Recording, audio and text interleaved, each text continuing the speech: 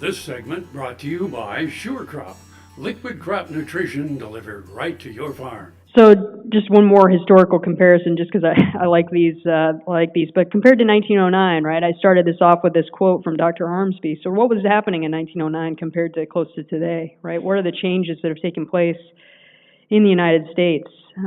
So the U.S. population has increased from 90 million to over 320 million, right?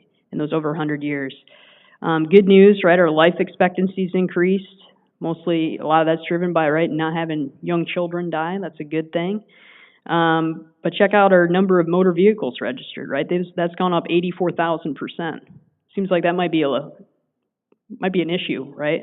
The number of motor vehicles per person has gone up 27,000%, and the number of cattle per person has gone down 58%. Okay. So again, some facts that are publicly available information to share with people, right? In terms of, it's not that the beef industry doesn't have an impact from a greenhouse gas emission perspective or any other perspective. It's just putting it in context, right? There's lots of other things in our economy that are contributing far greater to this issue of greenhouse gas emissions than cattle.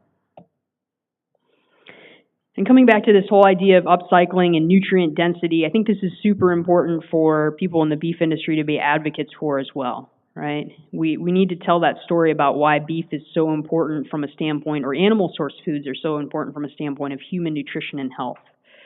So this is just information looking at our animal source foods, so meat and poultry, fish, dairy products, and eggs, and looking at energy that they contribute in the average American diet, which is about 23-25%, somewhere in that neighborhood, and then all the nutrients that they're providing, right, that are over 25%, right? So they have a lower calorie cost, and that's a good thing, because we have some disturbing statistics with obesity, but also things, just indicators of metabolic health in Americans, where we have 50% of American adults either have diabetes or prediabetes.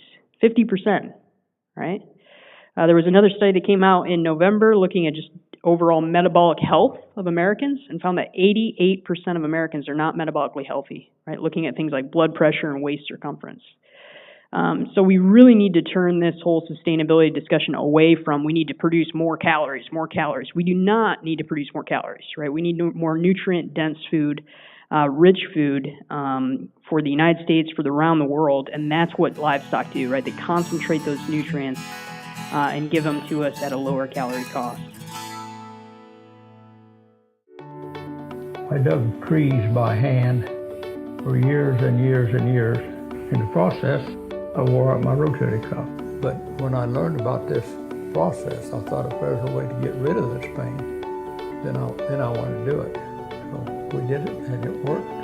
I'm not going to go out and dig trees with a shovel anymore, but I can do the things that I want to do now.